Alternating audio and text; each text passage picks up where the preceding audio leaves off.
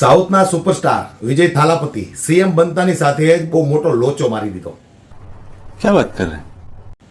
ભાઈ મેં તો પહેલા જ કીધું હતું કે કોઈ પણ સુપરસ્ટાર ક્યારેય નેતા ન બની શકે, પણ હા, એક નેતા સુપરસ્ટાર કલાકારની જેમ એક્ટિંગ જરૂરથી કરી શકે. भाइयों बहनों, आपका कलेजा रो रहा है कि नहीं मुझे मालूम नहीं, मेरा कलेजा चिक चिक करके पुकार रहा है. હવે હું જે વાત કરવાનો છું એ વિડીયો બરાબર ધ્યાનથી સાંભળજો અને અમારા પેજને ફોલો પણ કરી લેજો, કારણ કે આ પ્રકારના વિડીયો તમને નેતાઓના ખોળામાં બેઠેલા ગોદી મીડિયાવાળા કરે નહીં બતાવે, નતર એમના ધર્મના બાપના ઇજ્જતના ધજાગરા ઉડી જાય. बात तो सही है. હવે થયું એવું કે વિજય થાલાપતિ તમિલનાડુમાં સીએમ બન્યા. સીએમ બનતાની સાથે જ મહિલા સુરક્ષા માટે એમણે એસઆઈટીની રચના કરી દીધી. છે ને બુદ્ધિ વગરનો માણસ. તમિલનાડુની અંદર ઘરે ઘરે 200 યુનિટ વીજળી મફતમાં આપી દીધી. અરે ભાઈ, તમારે નેતા બન્યા છો, જનતાને લૂંટવાની હોય, તમને રાજકારણ ન આવડતું હોય તો ગુજરાતની અંદર એક વખત આવો કે કેવી રીતે નેતાઓ અહીંયા જનતાને લૂંટે છે. પણ આ ભાઈ તો હવે બુદ્ધિ વગરનો માણસ નીકળ્યો, જનતાને ફાયદાઓ પહોંચાડવા મળ્યો. ત્યાર પછી એણે એક નવી જાહેરાત કરી કે હવે આખા તમિલનાડુની અંદર કોઈ પણ જગ્યાએ રાજકીય પોસ્ટરો લાગેલા ન હોવા જોઈએ. તમામ પોસ્ટરો તમિલનાડુમાંથી ઉખાડાવી નાખ્યા. એમણે પોતાની પાર્ટીના પોસ્ટરો લાગ્યા હતા તો એ પણ કઢાવી નાખ્યા. क्या बात कर रहे हैं? એકદમ બુદ્ધિ વગરનો માણસ છે આ તો. અહીંયા અમારે ગુજરાતની અંદર પણ પોસ્ટર કાઢે છે, પણ કોના? માત્ર વિપક્ષના.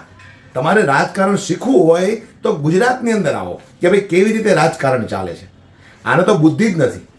ત્યાર પછી એમણે મંચ ઉપરથી એવું કહી દીધું કે કોઈ પણ અધિકારી તમારી પાસે રિશ્વત માગે તો તમારે એનું નામ અમને આપવાનું છે અને અમે તમને એ નામ આપ્યા બદલ ઇનામ આપીશું. અને મંચ ઉપરથી ખુલ્લા શબ્દોમાં કહી દીધું કે ભાઈ તમારી પાસે કોઈ પણ રિશ્વત માગે તો તમારે સ્પષ્ટ શબ્દોમાં એવું કહી દેવાનું કે વિજય થાલાપતિ અમારો ભાઈ છે, અમારો દીકરો છે. બોલો, છે ને ગજબનો માણસ. રાજકારણ કરતા જ નથી આવડતું. એક વખત ગુજરાતમાં આવો ભાઈ, તારે રાજકારણ અસલી કરવું હોય તો તારે ગુજરાતમાં આવવું પડશે, કારણ કે અમારે ગુજરાતની અંદર તો આવું કાંઈ ચાલતું નથી. નેતાઓ જ અધિકારીઓને છૂટ આપે છે કે હવે ભ્રષ્ટાચાર કરો, પણ અમારી કટકી અમારા ટાઈમે પહોંચી જવી પડે. ये बड़ी अच्छी बात कही आप. એટલા માટે તારે એક વખત ગુજરાતમાં આવી અને રાજકારણ શીખવું પડશે. હવે ઓછામાં પૂરું પાછું થયું કેવું કે એમની જ પાર્ટીના એક એમએલએ એમની દીકરીને સરકારી સ્કૂલમાં બેસાડી દીધી. અને અમારે અહીંયા તો સત્તા પક્ષના કોર્પોરેટરના છોકરાઓ સરકારી સ્કૂલમાં નથી જતા. बात तो सही है. એ સારામાં સારી મોંઘી સ્કૂલોમાં ભણે છે, અને જો એમાં પૂરું ન પડે તો વિદેશ પણ ભણવા વ્યા જાય છે. આ તો ગજબનો માણસ છે. ત્યાર પછી એમણે શું કર્યું કે ભાઈ જે વાતો ગુપ્ત રાખવાની હોય, જનતાને માહિતી ન આપવાની હોય, એ એક પરિપત્ર જાહેર કરી અને સ્પષ્ટ શબ્દોમાં કહી દીધું કે કોઈ પણ જનતાલક્ષી વાતો હવે ગુપ્ત રાખવામાં નહીં આવે, કોઈ પણ સમાચાર ગુપ્ત રાખવામાં નહીં આવે, જનતાની સમક્ષ રજૂ કરવામાં આવશે. બોલો, આને કોણે નેતા બનાવી દીધો મને તો એ નથી સમજાતું. અહીંયા તો અમારે વિધાનસભાની અંદર, સંસદ ભવનની અંદર શું ચાલતું હોય એ બાજુની દિવાલની ઓલી બાજુ જે કોઈ ઊભો હોય એને ખબર ન હોય. અને તમે તો તમિલનાડુમાં સ્પષ્ટ કહી દીધું કે ભાઈ જે કંઈ નિર્ણયો લેવામાં આવશે એ જનતાની સમક્ષ મૂકવામાં આવશે. આ માણસને બુદ્ધિ જ નથી. હવે ત્યાર પછી એમણે એક એવી વાત કરી દીધી કે ભાઈ જો મહિલાઓનું શોષણ થશે, બાળકોનું શોષણ થશે તો એને ફાસ્ટ ટ્રેક કોર્ટની અંદર એનો કેસ ચલાવીને આકરામાં આકરી સજા થશે અને ફાંસીની સજા નહીં થાય ત્યાં સુધી એને છોડવામાં નહીં આવે. બોલો, ગજબનો માણસ છે કે નહીં?